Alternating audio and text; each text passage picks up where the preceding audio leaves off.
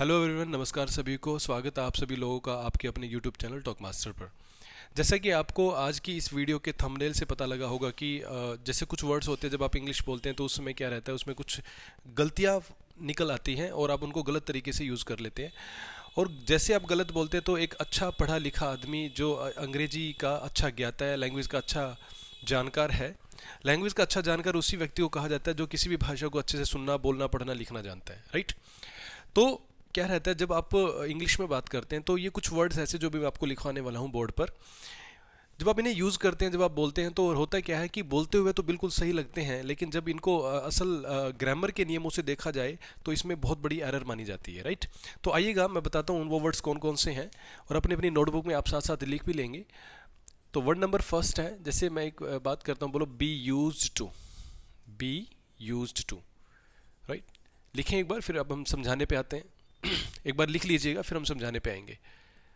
B accustomed, accustom, A double C U S T O M E D, accustomed to. Number three, be habituated to, habituated to.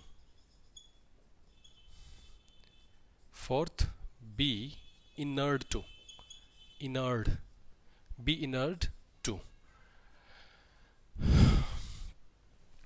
देखा जाए तो अगर आप में से कुछ बच्चे थोड़ी बहुत भी इंग्लिश जानते हैं तो आपको एक बात पता होगी, टू के बाद हमेशा वर्ब की फर्स्ट फॉर्म का यूज़ किया जाता है, राइट, जिसको हम इन्फिनेटिव भी कह देते हैं। लेकिन कुछ वर्ड्स ऐसे हैं जो अपने बाद टू के साथ में क्या ले लेते हैं, आईएनजी ले लेते हैं, जिसको हम प्रेजेंट पार्टिसिपल बोलते हैं।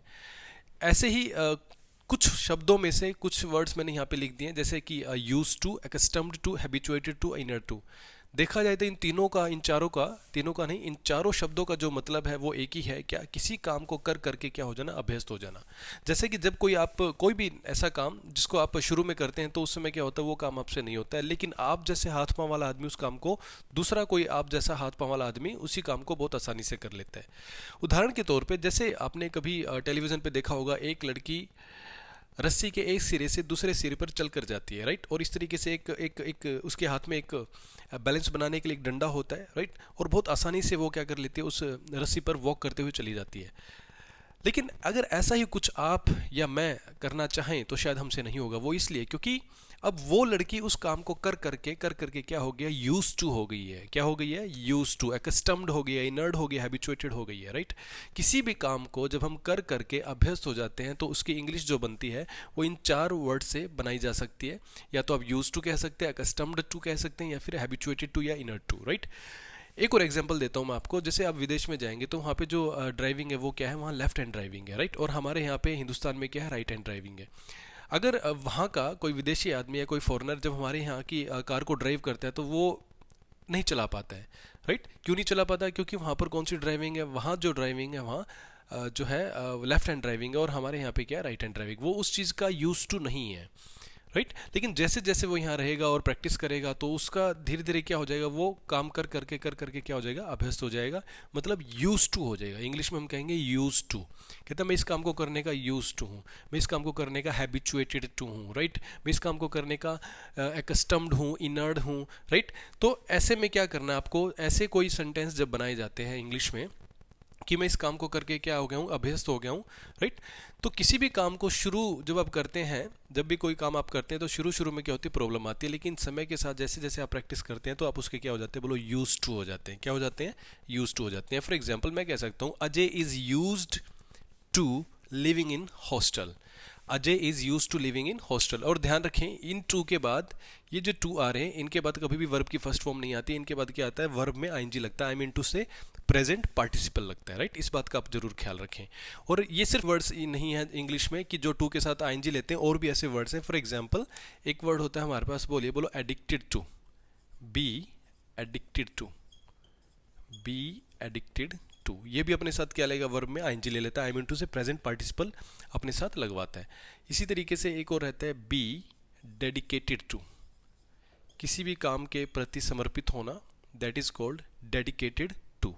बी एडिक्टेड टू मतलब किसी भी काम को करने की क्या हो जाना, लत हो जाना, राइट। मैं कह सकता हूँ कि Rahul is addicted to taking drug. Rahul is addicted to doing drug. Take drug बोल दो या डू ड्रग बोल दो, दोनों का मतलब एक ही निकलता है। राइट। टेक ड्रग, ड्रग लेने का, DRUG, और इसी को हम डू ड्रग भी बोल सकते हैं। इसी को हम डू ड्रग, ड्रग करना जिसको हम कहते हैं। मैंने कहा Rahul is addicted to taking drug, या फिर हम कहेंगे Rahul is addicted to doing drug. बस इस बात का ध्यान रखें आप बच्चे, टू के बाद जो वर्ब आएगी उसमें क्या लगेगा, उसमें ING लगेगा, राइट। इसी तरीके से बी डेडिकेटेड टू, मतलब किसी भी काम को करने के लिए क्या होना, समर्पित होना। फॉर एग्जाम्पल मैं कह सकता हूँ कि I am dedicated to teaching, right. You are dedicated to teaching. ध्यान रखें जब बी लगा होता है तो इसे हम एज ए प्रेजेंट पे हम किस तरीके से यूज़ करते हैं, ध्यान रखें। थोड़ा सा बता देता हूँ। बी जो है, बी के आगे कुछ फॉर्म्स निकलती है, is, am, are, right. Is और एम की सेकंड फॉर्म क्या होती है, वॉज होती है, राइट। और आर की सेकंड फॉर्म क्या होती है, वर होती है। हमेशा जब कभी भी आर जो है प्रेजेंट से उठ के अगर पास्ट में जाएगा तो वो क्या बनेगा, वो वर बनेगा, राइट।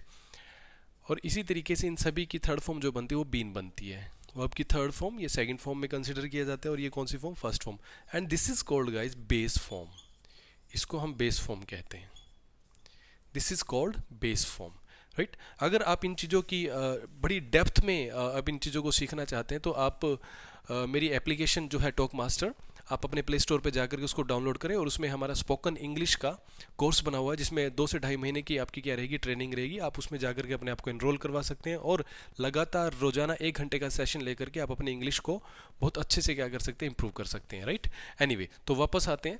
जहाँ बी लगा होता है तो वहाँ आई के बाद हमेशा और हमेशा क्या लगेगा, एम लगेगा, क्योंकि आई, यू और ही, इनके तुरंत बाद कभी भी बेस फॉर्म नहीं आती है। आपको क्या यूज़ करना है, इस फर्स्ट फॉर्म का यूज़ करना है। मतलब आई के साथ एम रिजर्व्ड है, यू के साथ क्या रिजर्व्ड है, आर, और ही के साथ क्या रिजर्व्ड है, इज है। अगर यही बातें पास्ट में चली जाए तो हम क्या बोलेंगे, आई, एम की सेकेंड फॉर्म क्या बोली, वॉज, राइट।